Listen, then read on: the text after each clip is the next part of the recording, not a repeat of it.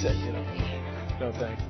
Hi, everybody. Welcome to Base Sunday. I'm your host, Frank Malika. We begin with the pitches we always do. If you'd like to connect with us or have a show idea, we'd love to hear from you.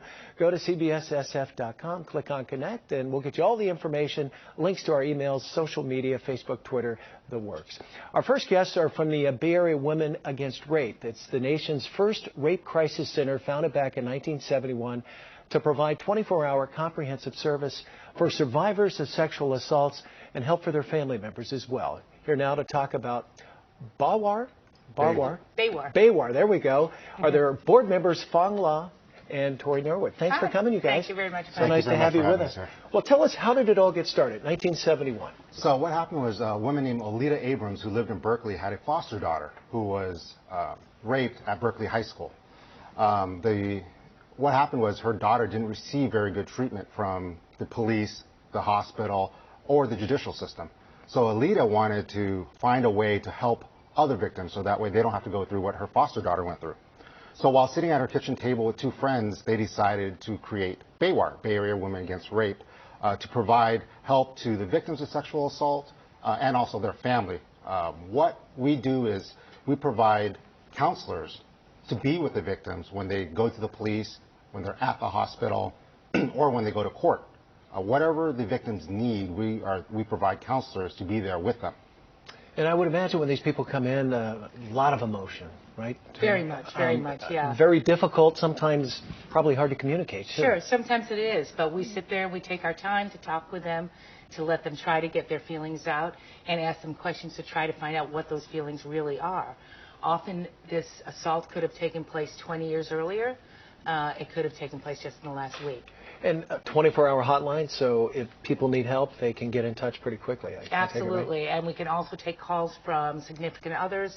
Family members and loved ones often have trouble accepting what happened. And do you see that happening where a family member might call you first saying, absolutely, my daughter or my sister or whatever is having issues, what do I need to do to convince her that she needs help? Absolutely, and that happens quite often, and we're happy to help them out as well. And give them the best advice that we can. Well, let's talk about the numbers a little bit. And the statistics are pretty staggering. 1 in 6 women will be sexually assaulted. 1 in 4 kids, which I could not believe. And actually men, too. 1 in 10 men run into this as well. Absolutely. And I'd like to add, too, that we do have male advocates. Our volunteer advocates are an amazing group of people, just wonderful, compassionate people. But I think sometimes men, as being sexual assault victims, are overlooked. And often they do want to talk to another man. Sometimes, again, their abuse may have happened in childhood, and they can call 20 years later whenever these issues come up, and if they'd like to speak to a man, they're available as well. And how many calls do you guys get? And do people call, or do they actually must come down to it? It's both. We get, because we're a 24-hour, 7-day-a-week hotline, we get a huge amount of calls, and it varies from week to week. We also have counselors that are available to work with the victims at our facilities, both in Oakland and Fremont. Now, I know you've got a counseling and an educational component as well. Do you target a particular age group for that, or does it matter? The education, we usually start at middle schools, and we'll go out to talk to middle schools up to colleges. And I think that this is a really good time to start and to teach kids, that they can say no about where they are touched by other people. Now, do you actually have people there that might have had sexual abuse, that have turned the table and are now trying to help others as well? Yeah, and I think that's, I'm not going to say majority, but many of us are sexual assault survivors and trying to give back.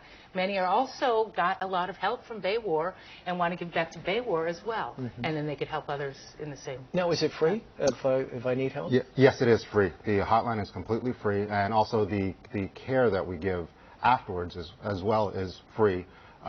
There is a sliding scale where we ask if you can help, that we ask that they do help if they can. Okay, and is there hope? Is it getting better, or is this just an ongoing problem? Sadly? There's hope. I think our educational lectures do help and bring awareness. I think that that's helpful.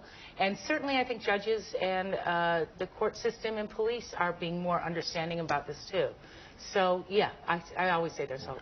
We wouldn't be able to do what we do without the support of law enforcement, the medical community, and the judicial system. Sure. We're at a point where people understand that victims do need help.